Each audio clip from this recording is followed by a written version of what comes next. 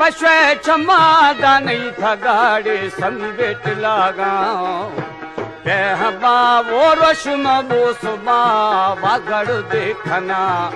अल्लाह रब्बे संभाला वे बेतुमी गाखा धर्मिया जी मीरी है प्यारा बंदा मरेशाया खना जिशा वो सिंधा ब्याया बलुदाए अल्लाह वो सुमा अल्लाह आखबो कुंजे लालो संदा कावा तो ठगा जी आखबो कुंजे बल्लरा मा संगत भी सगा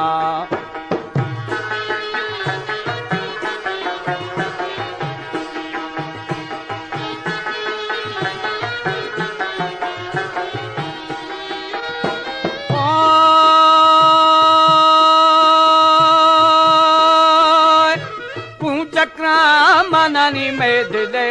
धर्मान नाबा मैं दिले वो धर्मा समी है लाल वशे खंदागा अल्लाह दी थमा समी रखरा खा मखना हे गोला जी थंगवे वो बच्ची रुस्ता गुरी आरी के पीरा सम्मिया बोलो दोनी गुना गो कहानी वे कौतरा अदा कुंजा का तारे लालो मगो में कथा रवाजी मुझ बाला मफारा वे था दुखा मथा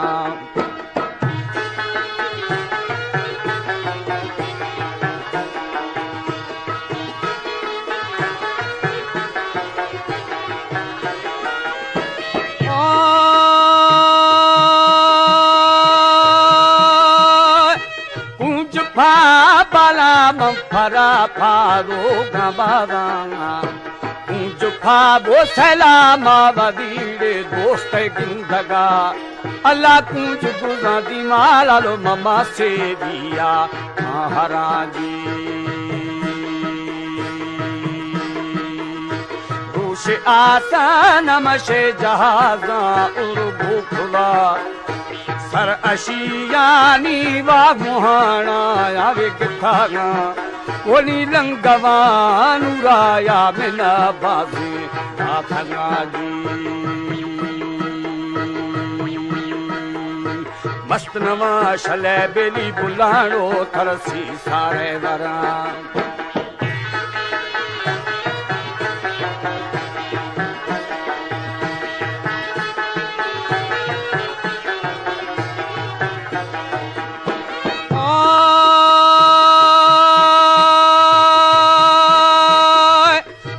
शल्लानो आशिका मन अदिवेदा थगा सज्जलिया खिम संगतिया गो खथागा अदा दुर्रखो वो करमू वो मुरीदा से ठगा जी पीरा सोरी आदा थगा शबा गाल का मुल्ताने कुल मला तंगो बावाला ओली शम्स तबरेजी जीववे वाजवा हुराजी छिक्की दी मेरा बशी धुर अबो मा दे दिए रमा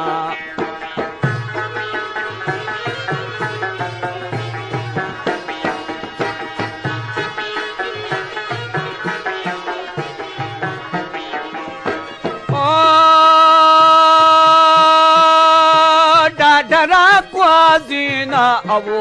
बोला नारशां खातु कोष्टादा समीएड़े को है बांडवा अदा सिंह नगालाया मशीबा जमा दुले आनो खाजी छलमवा जीरा बेली मंदिलेड़े बंदा इरखना